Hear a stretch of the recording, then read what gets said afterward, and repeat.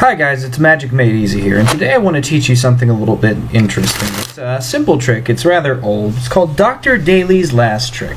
Now, it is old, but I do think that it's simple enough that anyone who has even a basic idea of magic, or not even that, will be able to understand the concepts in play. And hopefully we're going to break it down today in a simple way.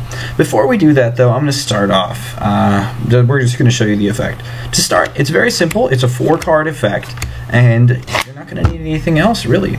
So you just get your packet of 4, and this is very simple. You go ahead and pretend we've got a spectator here. I go and I say, well, first of all, this is going to be the first bit. I'm going to show you a black queen, or in this case, any other card that you really want. You go and you show them that card, and you lay that face down in their hand, which is important. Now, step 2 is very simple. I take another card. I take a red queen this time, and this is all we're going to do, right? We're going to go ahead. We're going to take that same red queen, and we're going to put it face down in their hand, and you're done. Now, the real question is this for your spectator. Which one is on top and which one is on bottom? Is it the red queen or is it the black queen? Now, anyone who's logical in this situation will say it's the red. Will say one of the two queens, depending on if they've been paying attention to you.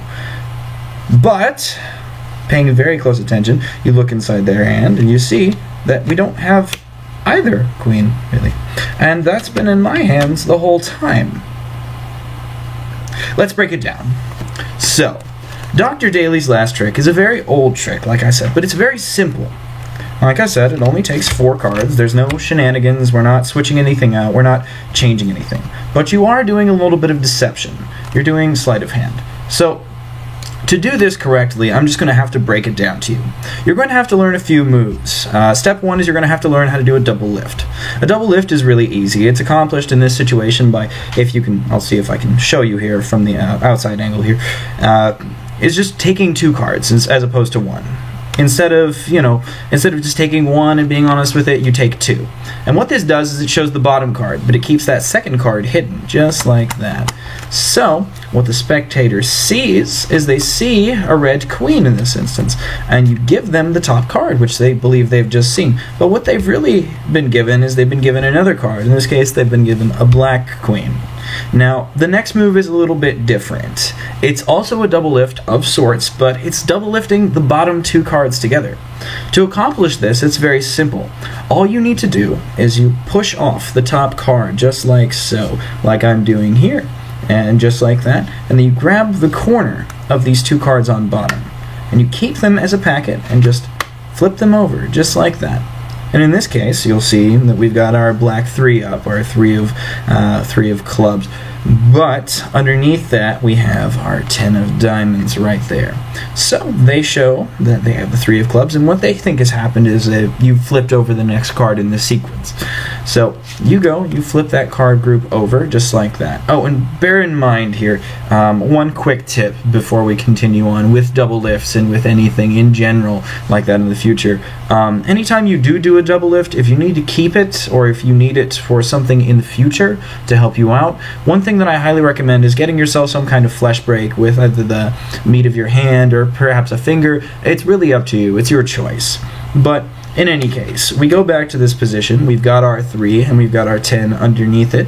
And what you're going to do is very simple. You're going to take the 3, then the 10 packet, and you're going to go ahead and you're just going to flip it over.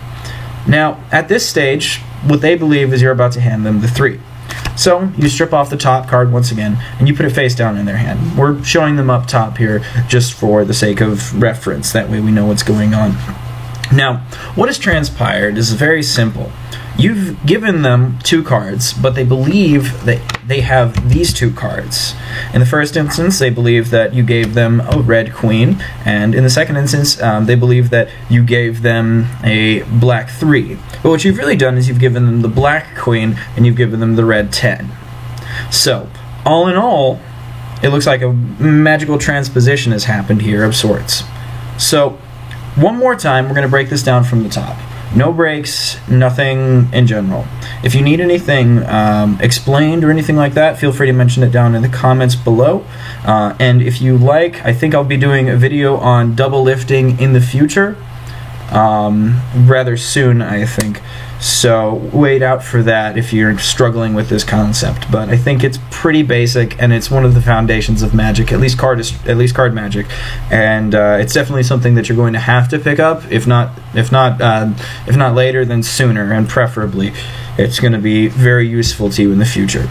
So in any case, we're going to go ahead. We're going to cut those cards in just like that, and we're going to get ourselves 4 brand new cards. So one more time, the effect is like this.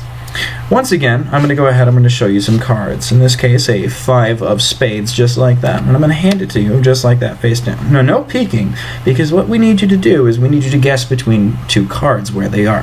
Now, the next one is very simple. We've got ourselves another block card. We've got ourselves the 8 of spades. I'm going to lay that face down right on your hand right there. Now, at this point, which card do you believe is on top? Do you believe it's the 5 of spades, or do you believe it's the 8 of spades? Oh, you say it's the 8 of spades. Well, what if I did this? Well, sorry about that. Well, how about now? Oh, you still think... Okay, alright. You still think it's the 8 of spades. Well, I can see where you'd think that. Why don't you go ahead and check for me? Well, that's not an 8. And that's not a 5. But you were right. The 8 is on top. It's just not where you think it is. And that is Dr. Daly's last trick. Feel free to give a like, or feel free to comment on if you like it, and make sure to, and don't forget to subscribe for more wonderful tutorials from Magic Made Easy. I hope this has been a wonderful explanation for you, and I hope that this helps you further. Alright guys, have a magical evening.